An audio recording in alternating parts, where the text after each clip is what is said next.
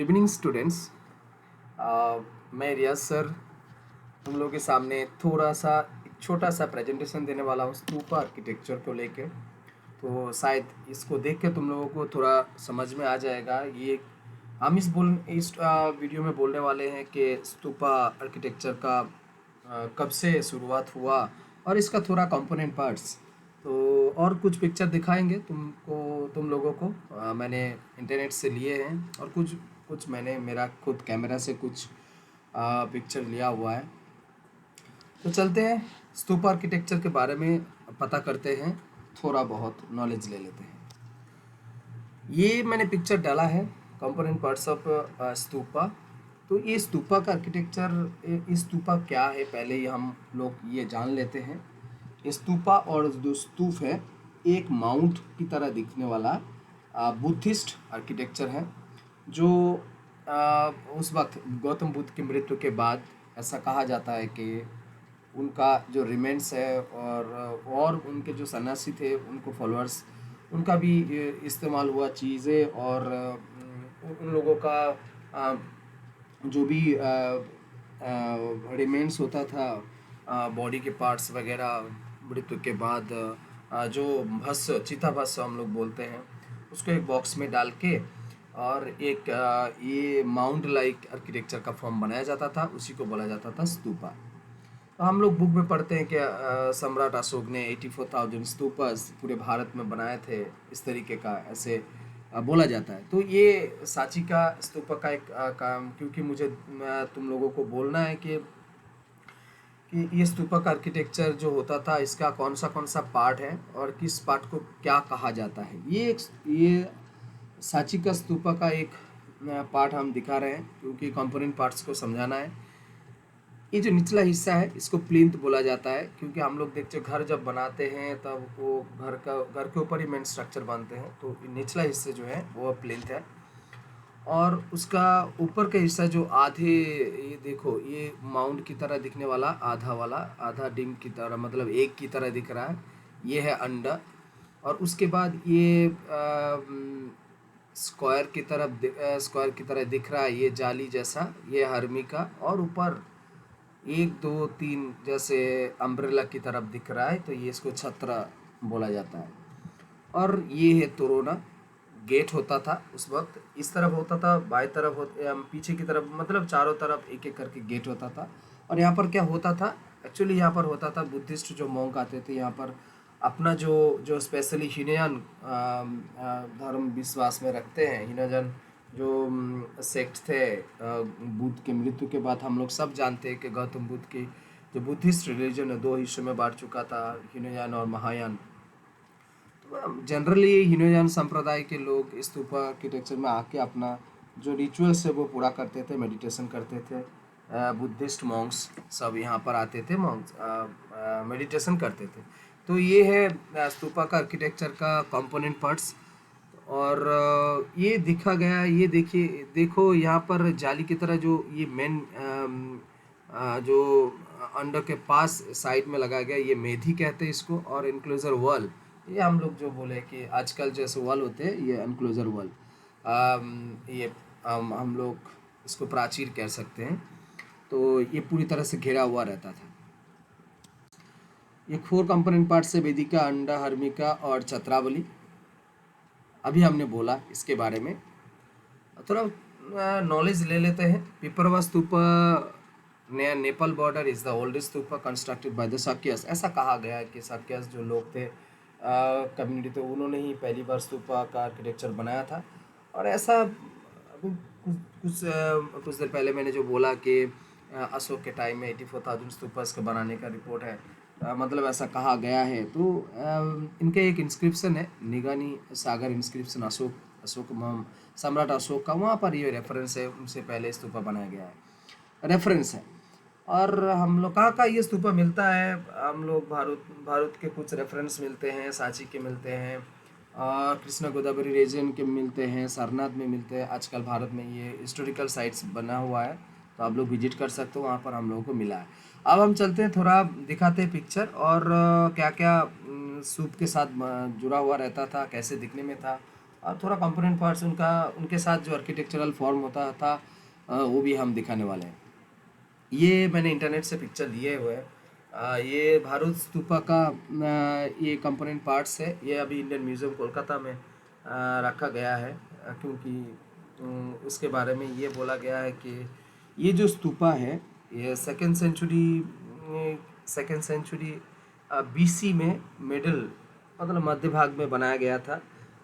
मध्य प्रदेश के सांची के मध्य प्रदेश के भारूद के एरिया में इसके नाम पे इनको भारूद स्तूपा भी कहा गया है। तो भारूद स्तूपा का जो चारों तरफ ये हम लोग इसको प्राचीर कह सकते हैं। जो इनक्लोजर वॉल हमने अभी वो वाला सांची वाला स्तूपा में जो दिखाया, इनको किसने बनाया था, ऐसा जो यहाँ पर जो इंस्क्रिप्शन मिला है, हम बता देते हैं कि भारूद स्तूपा जो है वो मध्य प्रदेश के एरिया में है, लेकिन वो अभी पूरी जैसे मैंने सांची को दिखाया उस तरीके का मिला नहीं है। यहाँ पर कुछ कंपोनेंट पार्ट्स ही बचा हुआ था, फिर अंग्रेज लोगों ने इंडियन म्यूजियम में लाके यहाँ को रखा है। और क्योंकि वहीं बोला जाता है वहाँ का जो लोकल पीपल था वो पत्थर और ईंट से बना हुआ जो भी स्तूप का कंपोनेंट पार्ट्स था उसको लेके चले गए थे, सब घर बना लिए। तो इसके चलते वो पूरा ओरिजिनल स्ट्रक्चर हम लोग को नहीं मिला, लेकिन इसका कुछ कंपोनेंट पार्ट्स मिला था जो इंडियन म्यूजियम में रखा गया है। तो इसी से हम लोग इमेजिन कर सकते हैं कैसे स्तूपा था। और थोड़ा इसके बारे में पता करते हैं कि भारूद स्तूपा का इम्पोर्टेंट चीज़ क्या है। और इसके साथ साथ इसका कंपोनेंट ये है तोरोना। इसके बाद में सांची स्तूप के जब हम डिस्कशन करेंगे तब हम डिटेल्स में जाएंगे, लेकिन ये वाला थोड़ा जो ये जो इनक्लोजर है तो इसको हम थोड़ा बता देते हैं इसका क्या नाम होता था। तो स्तूप का जो ये इनक्लोजर वॉल बोला जाता था। स्तूप का जो ये देखो ये स्तंभ जिसको हम बोलते हैं, स्तंभ को बोला जाता था थब। और ऊपर का जो पत्थर, ये वाला जो पत्थर है इसको बोला जाता था उसनीस।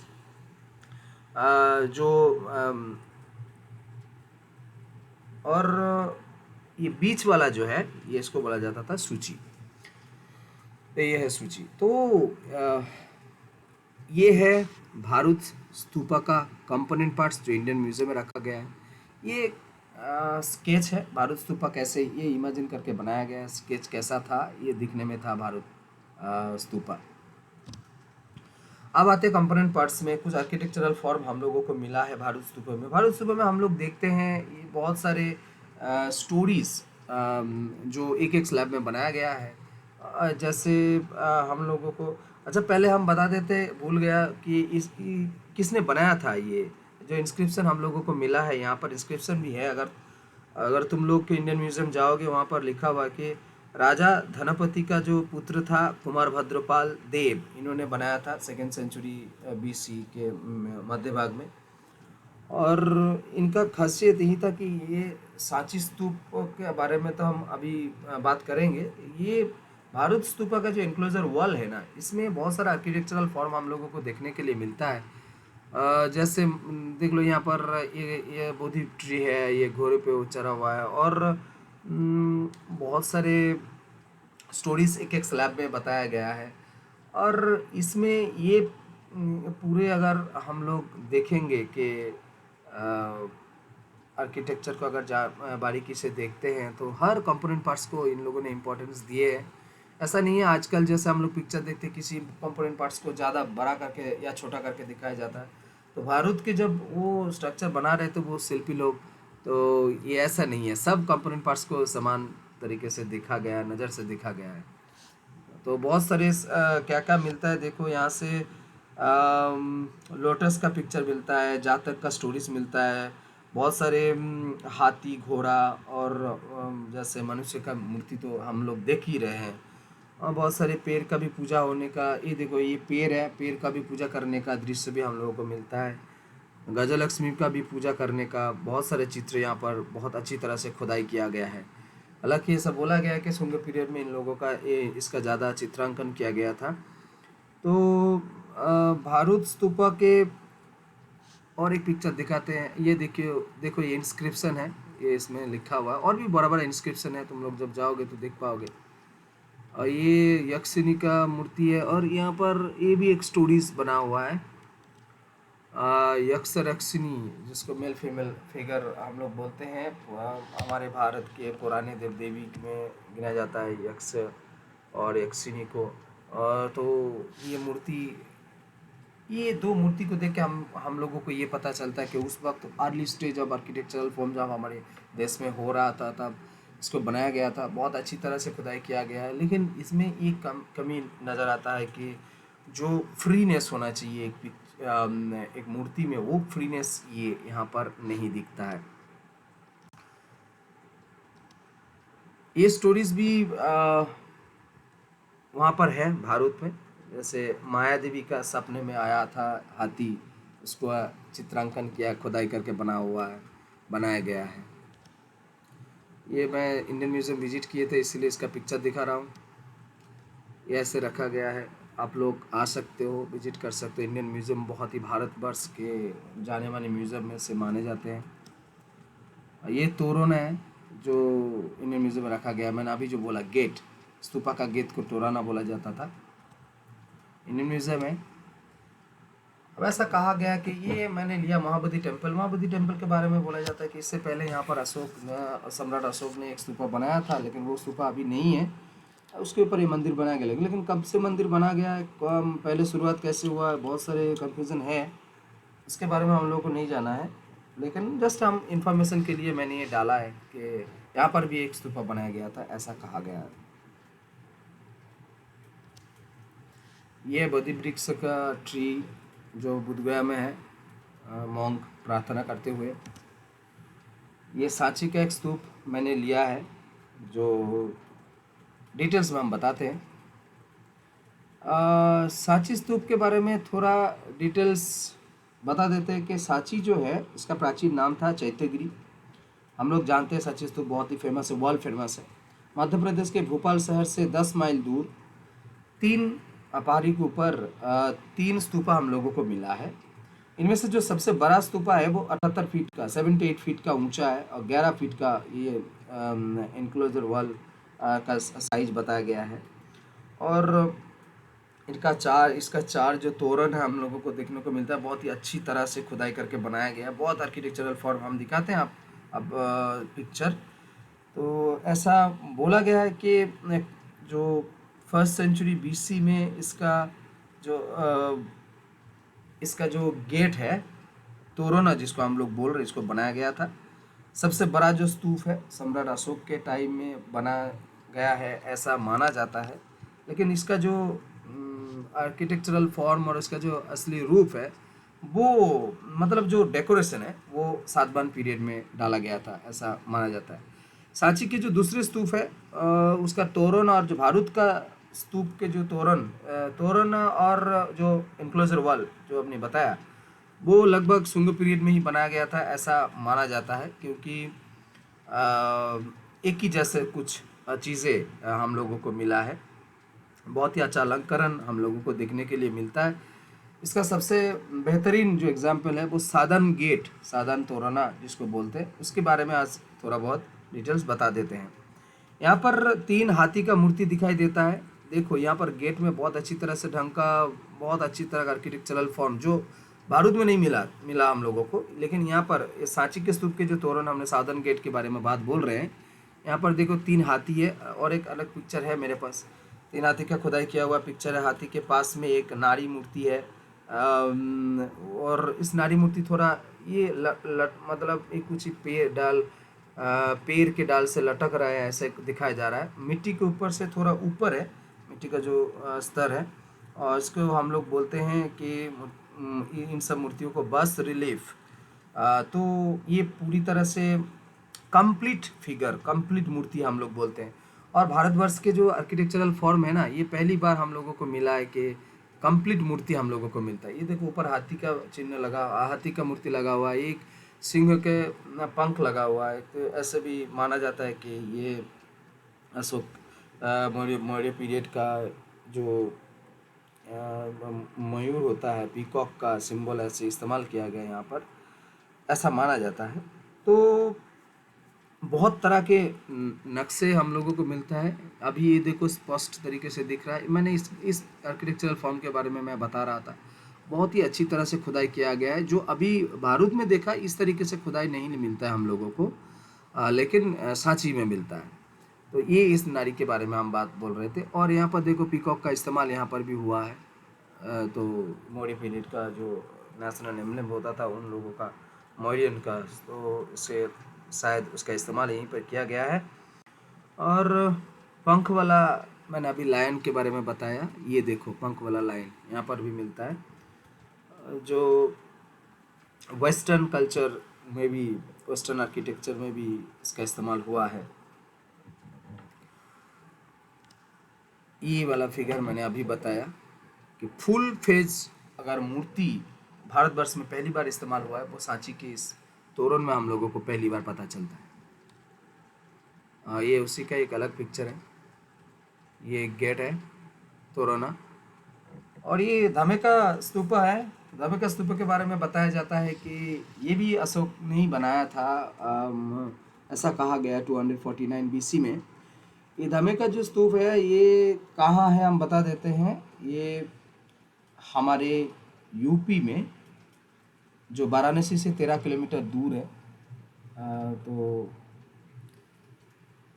सारनाथ है वहाँ पर।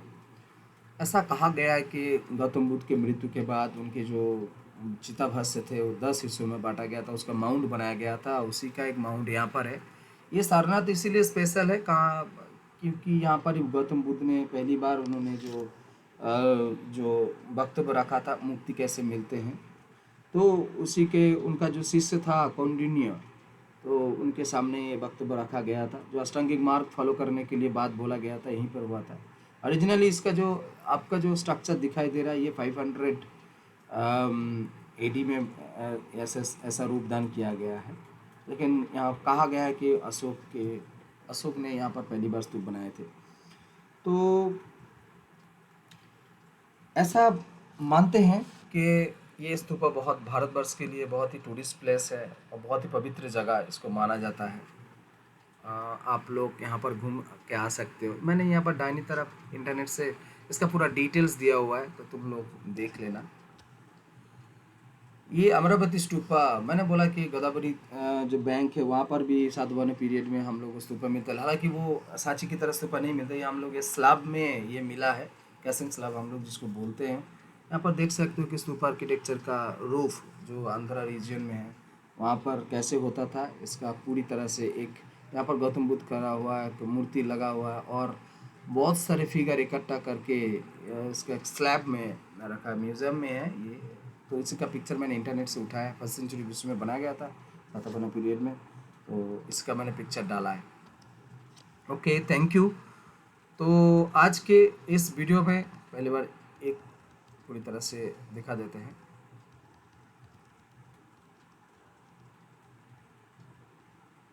आज के इस वीडियो में मैंने ये बताने की कोशिश की है स्तूपा क्या होता था, और स्तूपा का थोड़ा कंपोनेंट पार्ट्स के बारे में बताया, भारतवर्ष में इसका डेवलपमेंट कैसे हुआ थोड़ा इस बारे में बताया। तो तुम लोग बुक ज़रूर पढ़ोगे, आशा करते तुम लोगों का ज़रूर काम में आएगा ये वीडियो। तो मिलते हैं नेक्स्ट वीडियो में, यहीं पर वीडियो ख़त्म करते हैं। सबको बहुत बहुत धन्यवाद वीडियो को देखने के लिए। तुम लोग बुक ज़रूर पढ़ो।